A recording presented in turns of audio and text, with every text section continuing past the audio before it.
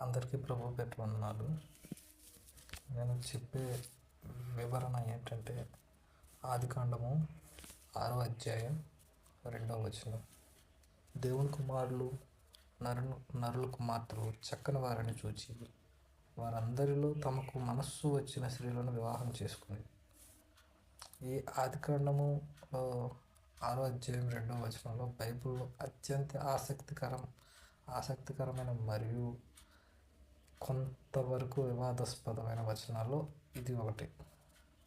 దేవుని కుమారులు అంటే ఎవరు అనే విషయంలో బైబిల్ పండితుల్లో ప్రధానంగా 3 రకాల అభిప్రాయాలు ఉన్నాయి. వాటి వివరణ దేవదూతలు. చాలామంది ప్రాచీన పండితులు మరియు యూదుల సాంప్రదాయం ప్రకారం ఇక్కడ దేవుని కుమారులు అంటే పరలోకంలో నుండి భూమికి వచ్చిన దేవదూతలు. దానికి రిఫరెన్స్ ఏం చెప్తారంటే యోబు గ్రంథం 1వ అధ్యాయం 6వ వచనం, ఇంకోటి 2వ అధ్యాయం 1వ వచనం, ఇంకోటి 38వ అధ్యాయం 7వ వచనం. దీనిలో దేవుని కుమారులు అనే పదం దేవదూతలను ఉద్దేశించి వాడింది.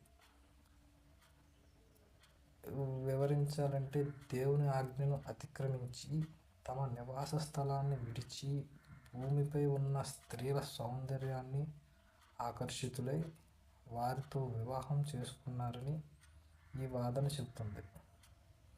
వీరిద్దరి కలయిక వల్ల నెఫీలీం జన్మించారని చెప్తారు.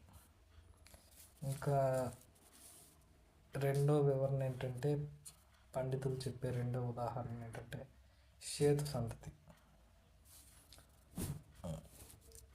పండితుల అభిప్రాయం ప్రకారం వీరు దేవదూతలు కాదు, ఆదాము కుమారుడైన షేతు యొక్క భక్తి గల వంశస్థులు.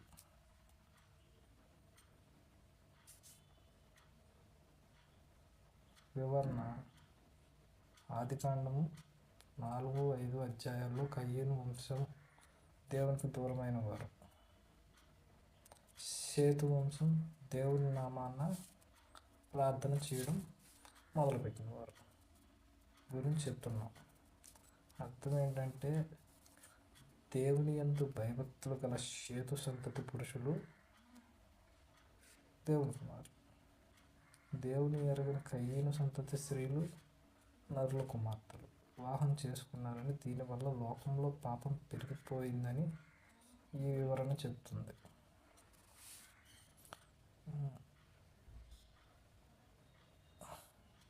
మూడో విధంగా ఏం చెప్తారంటే రాజులు లేదా పాలకులు. కొంతమంది చరిత్రకారుల ప్రకారం ఆ కాలంలో తాము దేవుళ్ళని లేదా దేవుని అంశ అని పిలుచుకున్న బలవంతులైన రాజులు లేదా పాలకులు. వీరు సామాన్య ప్రజల కుమార్తెలను తమ ఇష్టానుసారంగా పెళ్లి చేసుకుని భార్యత్వాన్ని ప్రోత్సహించారు. తమ అధికారాన్ని దుర్వినియోగం చేస్తూ భూమిని హింసతో నింపారు. ఈ వాక్యం మనకు నేర్పే సత్యం ఏంటంటే ఈ 3 వివరణ కాదు కానీ ఈ వాక్యం మనకు నేర్పే సత్యం.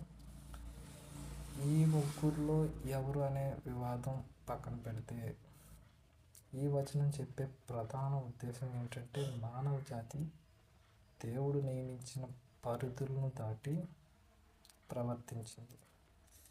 శరీర సంబంధమైన అందాన్ని, చక్కని వారిని చూచి మోసపోయారు.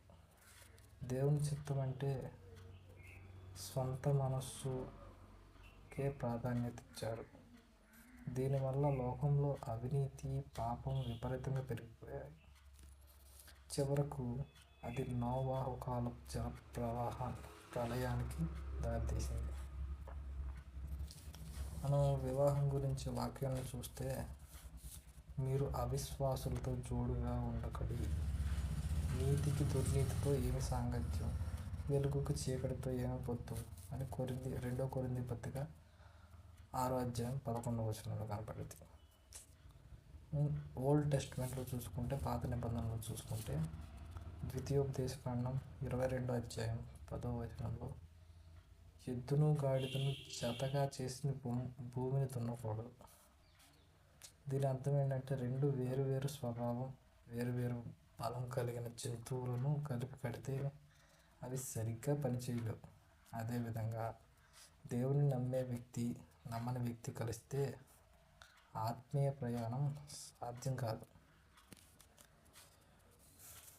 ఇంకోటి ఏంటంటే, ఆమోసు 3:3లో కూడా మనం చూసుకుంటే, సమ్మతింపకుండా ఇద్దరు కూడి నడుపురా. ప్రత్యేకింపబడిన ప్రజగా ఉండాలని కోరుకున్నాం. అంటే మనం ఏంటంటే, దేవుడు మనల్ని ప్రత్యేకింపబడిన ప్రజగా ఉండాలని కోరుకున్నాడు. వారు అన్ని జనులతో కలిస్తే వారి పాపాలు మరియు విగ్రహారాధన ఇశ్రాయేలుకు అంటుకుంటుందని దేవుడు వద్దు అన్నాడు. ఇదే సూత్రాన్ని పౌలు కొత్త నిబంధనలో వెలుగుకు చీకటితో పొత్తు లేదు అని వివరించారు. మనం కూడా ఈ అప్పుడు దేవదూతలు ఇంకా ఇది మనిషి కుమారులు, నరుని కుమార్తెలు అన్నారు. ఇప్పుడు మనకి వెలుగుకి చీకటితో పొత్తేవి లేదు. సో విశ్వాసిని వివాహం చేసుకోవడం ఉత్తమం, మంచిది. దీన్ని బట్టి కొంచెం లోతుగా అర్థం చేసుకోవాలని ఇంకా నా అభిప్రాయం.